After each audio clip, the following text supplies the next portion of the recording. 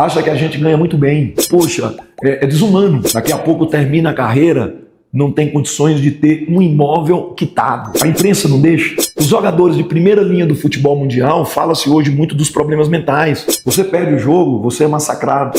Rapaz, Hélio dos Anjos falou da imprensa, salários dos jogadores. Será que estão ganhando tão mal assim, rapaz? Vamos acompanhar a coletiva completa do técnico do CRB. Compartilhe! Enfim, era um jogo realmente muito importante para vocês e me fizesse análise da partida de hoje. Era um jogo de validade infinita, né? Não é nem jogo de 6 pontos, é um jogo que você estava decidindo praticamente uma temporada. Foi até nisso que eu bati para os jogadores. Lembra bem quando vocês chegaram no primeiro dia de trabalho, no primeiro dia de treino, e lembra bem que nós estamos há 20 dias para resolver a vida do clube e, consequentemente, resolver as nossas vidas. Porque ninguém gosta de descenso, ninguém gosta dessa palavra rebaixamento. Mas o que foi mais difícil é que o Ituano jogou hoje totalmente diferente do que o Ituano jogou durante toda a competição. O Ituano é um time leve, é um time de mobilidade, sempre com 2 homens de flanco muito ágeis, e eles optaram por outra situação, né?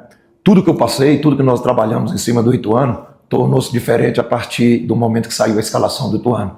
Sabia que ia ter essa ligação direta, porque ele tirou um articulador de dentro e colocou por fora, que no caso é o garoto 8, me fugiu o nome. Não sei se é o outro garoto. Zé Aldo. Zé Aldo foi fazer o lado direito, ele colocou 2 jogadores enfiados, 2 jogadores que trabalham muito bem a primeira bola. Isso ocasionou alguns problemas para nós, depois que nós acertamos principalmente o posicionamento do volante, porque nosso volante ficou sem função, sem um jogador, um articulador, e a ligação direta passava por cima dele. Vinha a disputa com os 2 jogadores bem agressivos no corpo a corpo, o Tony e o Salatiel, e essa bola começou a sobrar na frente de grande área para eles.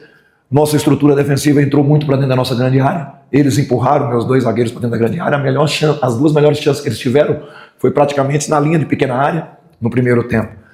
Reposicionamos isso, eu fiquei muito preocupado e saio daqui muito preocupado, porque você vai ter uma arbitragem de 41 anos de idade, experiente, e ter o comportamento que teve no primeiro tempo me assustou, me chamou a atenção.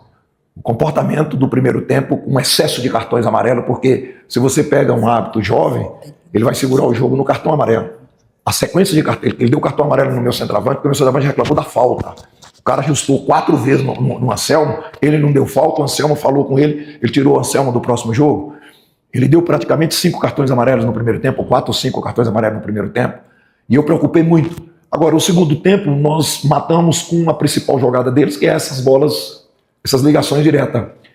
Eles perderam um pouco o fôlego também, e nós começamos a articular. Não falo para vocês que foi brilhante tecnicamente as substituições, mas rendeu aquilo que eu queria, né? Rendeu aquilo que nós precisávamos. Eu acho que foi um jogo totalmente competitivo, não é isso? As chuvas nos últimos dias deixou o campo pesado, e esse campo aqui é um campo sensacional de bom. Para mim é um dos melhores campos que tem na série, e a gente teve que adaptar. Adaptamos, sabíamos que o chute de média e curta distância podia nos ajudar, e nesse ponto nos ajudou. Eu estou muito feliz porque esse grupo, essa semana, passou sob uma cobrança muito grande, inclusive minha. Eu não posso tapar o sol com a peneira, né? É a vida do clube. Então, eu acho que o grupo reagiu bem, sob pressão. Mas quem está no futebol tem que ter a pressão como oportunidade de fazer. E eles tiveram a oportunidade, fizeram, tem nada decidido. O resultado da Ponte foi importante para nós, não é isso? A Ponte perder, mas nós temos o Goiás sonhando na próxima rodada, sonhando com alguma coisa, a não ser que o Mirassol vença, aí já vai diminuindo esse sonho deles. E a gente espera a casa cheia, dentro de casa, porque lá temos torcida. E nós vamos precisar de todos. Perdi jogadores importantes. Para você ter uma ideia, eu pedi 3 jogadores de cartão amarelo. Então, por isso que eu preocupei, né? O Anselmo Ramon tomou cartão amarelo no primeiro tempo, porque reclamou de uma falta que houve essa falta. Então, esquecer tudo isso, lembrar do Goiás e realmente curtir um pouco essa vitória, hoje somente, porque amanhã a vida continua. Roberto Rivelino, da 97 FM, Arapiraca. Professor Hélio, boa noite. Foi uma importantíssima vitória do CRB, deixando a zona de rebaixamento, dependendo agora só de suas próprias forças para se manter na Série B. Qual será a tônica agora para os próximos, principalmente com alguns jogadores suspensos? Olha, eu não reclamo de jogador suspenso, não. Eu não reclamo de perder jogador, não. Hoje quem resolveu o nosso problema foi quem ajudou a resolver os nossos problemas foram os companheiros que entraram. Getúlio vai começar o próximo jogo. Quer dizer, o Getúlio hoje foi decisivo, né? Então a gente não pode lamentar, não é momento de lamentação. Eu estava vendo hoje um time que está chegando, perdeu praticamente 3 jogadores nos primeiros 45 minutos de uma decisão, que foi o Sport. É um momento de muita perda, tanto na parte de cartões amarelos, principalmente se encontra um ato como esse, com 41 anos de idade, não conseguiu segurar o jogo sem cartões amarelos, né? Então tem que lamentar, não. Eu não tenho o Cleito, não tenho o Rian, não tenho o Anselmo. Fazer o quê? Eu vou ter Matheus ou Formiga, eu vou ter o Getúlio, e eu vou ter, naturalmente, até mesmo alguém no Sub-23. Daqui a pouco o Rodriguinho vem para esse jogo, daqui a pouco eu tenho também o próprio Baratinha. Então nós temos que solucionar o problema, mas não vai ser problema. Pode ter certeza que não vai ser problema. Marcelo Rocha, timaço da Gazeta. Hélio, quanta dificuldade para finalizar o seu time? Por quê? Agora só ficam batendo nessa condição de definir. Porque tem um adversário. Eu acho que nós tivemos no jogo fora de casa até um número alto de situações de gol. Olha a defesa que o goleiro fez no jogo, na bola do Labandeira, né? Olha outras situações. Eu acho que fizemos 2-1. É o segundo jogo fora de casa, que é isso que tem que ser colocado. É o segundo jogo fora de casa, sob o meu comando, que nós revertemos quadro dentro do jogo. No Brusque também nós começamos perdendo. Hoje nós começamos perdendo. Então eu vou mais enaltecer. Nós temos 3 jogos. Você entende? Se nós fizermos 3 gols, 1 em cada jogo, e não tomar nenhum, eu estou feliz da vida. Depois o clube vai trabalhar o que pode ser melhor para formar a formação do grupo para a temporada que vem. Hélio, pouco depois do gol de empate do CRB, eu te vi conversando com o Chay ali. Essa conversa foi justamente para ajustar esse posicionamento no meio de campo, de volante, que você comentou que, na sua opinião, ele teria perdido a função. E uma outra também, pouco antes, na verdade, do jogo acabar, o Rian estava ajoelhado ali, ele estava desabafando um pouco com a gente, dizendo que futebol é muito, muito louco, né? Porque perde ocasião com família, perde, enfim, diversas outras vivências assim para viver momentos como esse de vitória fora de casa, importante. Eu queria que você falasse não só dessa questão da conversa, né, de posicionamento, mas também o quanto que essa vitória tira um peso das costas de vocês. Olha, vocês imaginam bem o que esse grupo do Ituano está passando no ano.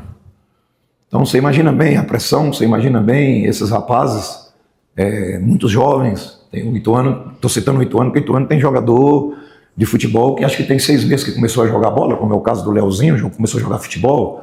Então a pressão é muito grande. Em todos. O jogador de futebol brasileiro não tem um direito, que é perder jogo. Você entende? Não tem esse direito. A imprensa não deixa, a torcida não deixa. Você perde o jogo, você é massacrado, você é o pior do mundo. Aí você ganha um jogo, você entende? Eu vi um jogador nesse fim de semana que tem há 8 meses, mais de um ano que ele não joga bola. Ele fez 2 gols. Ele é o maior jogador do mundo.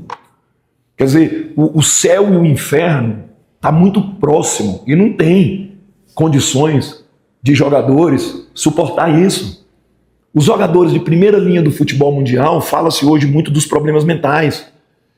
Eu vi um jogador do Manchester City, aquele canhoto da seleção lá, muito bom jogador da seleção inglesa, fugiu o nome. Ele falando que ele chegou esse ano para começar a temporada no Manchester City, e o clube falou para ele: olha, nós vamos usar você, o Guardiola, nós só vamos ter você daqui 3 meses. Foden. Ele falou: eu acabei a temporada morto, eu não tinha condições nenhuma de fazer nada. Eu estou atrasado nos movimentos, eu estou atrasado na minha condição física. Você imagina, nós estamos falando do Foden. Vocês imaginam bem os jogadores desse nível que nós trabalhamos. Então a capacidade mental de um grupo de jogadores no Brasil é muito forte. Esses meninos estão competindo desde janeiro. Desde janeiro que os jogadores estão competindo. Então nós estamos no mês de novembro e decidindo vida das instituições. Então as pessoas têm que entender um pouco disso também, sabe? Então a cobrança ela é muito grande. E como acontece essa cobrança, chega nos torcedores, aí vira violência. Eu imagino bem o que aconteceu, por exemplo, eu trabalho, sei, já trabalhei lá, eu imagino bem o que aconteceu na Ponte Preta hoje, depois dessa derrota dentro de casa. Você está entendendo? Então, poxa, é desumano. É desumano. Só que as pessoas que julgam os profissionais de futebol acham que a gente ganha muito bem. Ah, não, ganha bem, ganha muito. É 1% a 2% que ganha muito. Jogador como o nosso aqui e do Ituano são operários da bola. Eles são operários da bola. Daqui a pouco termina a carreira, não tem condições de ter um imóvel quitado. Porque é assim. Agora, a cobrança é muito grande. Eu tenho que fazer cobrança. Eu tenho que criar uma situação interna. Eu não posso abrir mão disso pela função que eu tenho. Mas que não é fácil para esses atletas hoje trabalhar do jeito que é no Brasil. Eu não gosto disso. Mas é aqui que a gente trabalha, é aqui que nós somos profissionais do futebol, nós temos que seguir em frente. Guilherme Nobre, da Gazeta Web. Boa noite, professor. Por que o Formiga não foi relacionado hoje? Uma opção minha. Opção minha. Não tem essa questão por que não foi. Daqui a pouco ele vai ser relacionado no próximo jogo. O Baratinha também não foi relacionado. Você entende? Deve ter... Não, só os dois. Nós ficamos só com os dois. Os outros não tinham condições. Machucado e com cartão amarelo. É uma opção. Eu tinha o Matheus que podia fazer. E eu trouxe 2 zagueiros com um zagueiro também que podia fazer. O garoto, o Alisson, né? Dalisson. O Dalisson faz também a lateral esquerda. Então eu pensei dessa forma e deixei o Formiga e trouxe 2 zagueiros. Encerrando com a pergunta de Iverson Fernandes, da Rádio CBN. Hélio, hoje era um jogo para o CRB vencer, não importava da forma que fosse. Como é que foi a conversa do Hélio na pré-eleção desse jogo? Olha, eu comecei a minha pré-eleção hoje pedindo para eles fazer uma reflexão e lembrar do primeiro dia de trabalho nos seus clubes. Aqueles do CRB, lembrasse. Aqueles de outros times, lembrasse. De um ano duro, de um ano o CRB é o time da série que mais jogou. É o time da série que mais jogou. Eu estou com um jogador aí com 5.000 minutos de jogo na temporada, o Anselmo com 36 anos de idade. Então, eu falei para eles, vamos fazer uma reflexão, vamos lembrar do preço que nós pagamos para estar aqui até agora. Um preço muito alto. E vamos lembrar que nós não podemos abrir mão dessa oportunidade. Hoje nós temos literalmente 20 dias para terminar a temporada. Então eu criei uma situação deles fazerem reflexão, deles se sentirem valorizados, mas eles sentirem também que para a gente conseguir o que nós precisamos conseguir, nós temos que pagar um preço muito alto. E começamos a pagar hoje. Então eu trabalhei muito esse lado emocional do grupo, a valorização do trabalho deles desde o primeiro dia de treino, a valorização do trabalho deles numa temporada desgastante, mas nós precisamos mais dele. Eu falei para eles, sejam vocês, tenham liberdade para fazer. Agora, pela nossa necessidade, terminei mais ou menos assim, pela nossa necessidade, nós temos que ter coragem. Porque pela necessidade nós temos que ter coragem. E essa coragem, ela foi colocada em prática hoje, como ela tem sido colocada. Eles passaram uma semana difícil, porque mesmo com todas essas coisas que eu falo de cobrança, de dificuldade deles, a minha cobrança essa semana foi muito pesada, porque eu tinha que tomar algumas deliberações, não técnicas de escalação, mas de comportamento, né? Porque daqui a pouco você não ganha um jogo só na técnica, você ganha um jogo no comportamento. O que é? Você tem um comportamento na atitude, nas ações, porque não adianta num jogo como esse eu querer que meu time seja infinitamente bom tecnicamente. O jogo não propiciou isso. Nós jogamos de acordo com as condições do jogo. E eles foram sim, fortes, mas eu sei que essa pressão externa, ela acaba trazendo um pouco de transtorno para as ações serem mais livres, mais à vontade, mas faz parte.